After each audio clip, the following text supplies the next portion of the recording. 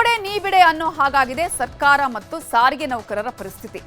ಬಾಕಿ ವೇತನ ಸೇರಿ ಹಲವು ಬೇಡಿಕೆಗಳನ್ನು ಈಡೇರಿಸಬೇಕು ಅಂತ ಸಾರಿಗೆ ನೌಕರರು ಮತ್ತೆ ಹೋರಾಟದ ಹಾದಿ ಹಿಡಿದಿದ್ದಾರೆ. ಮೇ 20ರಿಂದ ಎಲ್ಲ ಕೆಎಸ್ಆರ್ಟಿಸಿ ಹಾಗೂ ಬಿಎಂಟಿಸಿ ಬಸ್ಗಳನ್ನು ನಿಲ್ಲಿಸಿ ಹೋರಾಟ ಮಾಡೋದಕ್ಕೆ ರೆಡಿ ಆಗ್ತಿದ್ದಾರೆ. ರಾಜ್ಯದಲ್ಲಿ ಮತ್ತೆ ಸಾರಿಗೆ ನೌಕರರು ಮೇ 20ರಿಂದ ರಸ್ತೆಗೆ ಸಾರಿಗೆ ಬಸ್ಗಳನ್ನು ಇಳಿಸಲ್ಲ ಅನ್ನುವ ಶಪಥ ಮಾಡಿದ್ದಾರೆ. ಸರ್ಕಾರಕ್ಕೆ ಎಷ್ಟೇ ಗಡುವು ಕೊಟ್ಟರು ನಮ್ಮ ಬೇಡಿಕೆಗಳನ್ನು ಈಡೇರಿಸ್ತಿಲ್ಲ, ಅದಕ್ಕೆ ಬಸ್ ಮುಷ್ಕರ ಮಾಡ್ತೀವಿ ಅಂತ ಹೇಳಿದ್ರು. ಜನರಿಗೆ ತೊಂದರೆ ಆಗತ್ತಲ್ಲ ಅಂತ ಪ್ರಶ್ನೆ ಮಾಡಿದ್ರೆ ಜನರಿಗೆ ಸಮಸ್ಯೆ ಆದರೆ ಅದಕ್ಕೆ ಸರ್ಕಾರವೇ ಹೊಣೆ ಹೊರತು ಸಾರಿಗೆ ನೌಕರರಲ್ಲ ಅಂತ ಹೇಳಿದ್ರು. ಸರ್ಕಾರ ಏಕಪಕ್ಷೀಯವಾಗಿ ತೀರ್ಮಾನ ತೆಗೆದುಕೊಂಡ್ರೆ ನಾವು ಒಪ್ಪೋದಿಲ್ಲ, ಅವರು ನೆಗೋಷಿಯೇಟ್ ಮಾಡೋಕೆ ಅವಕಾಶ ಇಲ್ಲ, ಮುಷ್ಕರ ಮಾಡಬೇಕು ಅನ್ನುವ ಆಸೆಯೂ ನಮಗಿಲ್ಲ. ಆದ್ರೆ ಸರ್ಕಾರ ಈ ರೀತಿ ಹಠ ಮಾಡಿದ್ರೆ ನಾವು ಒಪ್ಪಲ್ಲ ಅನ್ನೋದು ಸಾರಿಗೆ ನೌಕರರ ಮುಖಂಡೆ ಜ್ಯೋತಿ ಅನಂತ್ ಸುಬ್ಬರಾವ್ ಕೊಟ್ಟ ಸ್ಪಷ್ಟನೆ.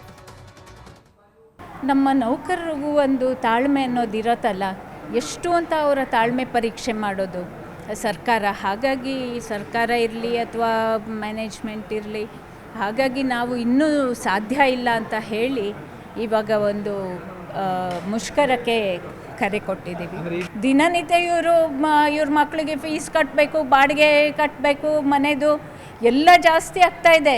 ಹಾಗಾಗಿ ಇವರಿಗೆ ವೇತನ ಹೆಚ್ಚಳ ಮಾಡಕ್ಕೆ ಮಾತ್ರ ಯಾಕೆ ಇದಾಗ್ತಾ ಇದೆ? ಸರ್ಕಾರ ನಮ್ಮ ಬೇಡಿಕೆಗಳನ್ನ ಈಡೇರಿಸ್ತಿಲ್ಲ, ಅದಕ್ಕೆ ಮುಷ್ಕರ ಮಾಡೇ ಮಾಡ್ತೀವಿ ಅಂತಿದ್ದಾರೆ ಸಾರಿಗೆ ನೌಕರರ ಸಂಘದ ನಾಯಕಿ. ಹಾಗಿದ್ರೆ ಸರ್ಕಾರಕ್ಕೆ ಈಡೇರಿಸೋದಕ್ಕೆ ಆಗದಷ್ಟು ಬೇಡಿಕೆಗಳನ್ನ ಸಾರಿಗೆ ನೌಕರರು ಕೊಟ್ಟಿದ್ದಾರಾ ಅಂತ ನೋಡಿದ್ರೆ ಖಂಡಿತ ಇಲ್ಲ. ಸಾರಿಗೆ ನೌಕರರು ಕೇಳ್ತಿರೋದು 38 ತಿಂಗಳ ಹಿಂಬಾಕಿ ವೇತನವನ್ನ ಕೊಡಬೇಕು ಅಂತ. 2024ರ ಜನವರಿ 1ರಿಂದ ಅನ್ವಯ ಆಗುವಂತೆ ಮೂಲ ವೇತನದಲ್ಲಿ 25% ಏರಿಸಬೇಕು ಅಂತ. ಹಾಗೇನೆ 31% ತುಟ್ಟಿ ಭತ್ಯೆಯನ್ನ ಮೂಲ ವೇತನದಲ್ಲಿ ವಿಲೀನಗೊಳಿಸಬೇಕು. ವೇತನದ ಜೊತೆಗೆ ಬಾಟ ಮತ್ತಿತರ ಭತ್ಯೆಯನ್ನ ಹೆಚ್ಚಿಸಬೇಕು. ಕೋವಿಡ್ ಸಮಯದಲ್ಲಿ ಮಾಡಿದ ಕೆಲಸಕ್ಕೆ ಹೆಚ್ಚುವರಿ ಹಣವನ್ನ ಕೊಡಬೇಕು. 26 ತಿಂಗಳ ಬಾಕಿ ಹಣ ಒಂದೇ ಕಂತಲ್ಲಿ ಬಿಡುಗಡೆ ಮಾಡಬೇಕು ಅನ್ನೋದು ಅವರ ಡಿಮ್ಯಾಂಡ್ ಆಗಿದೆ.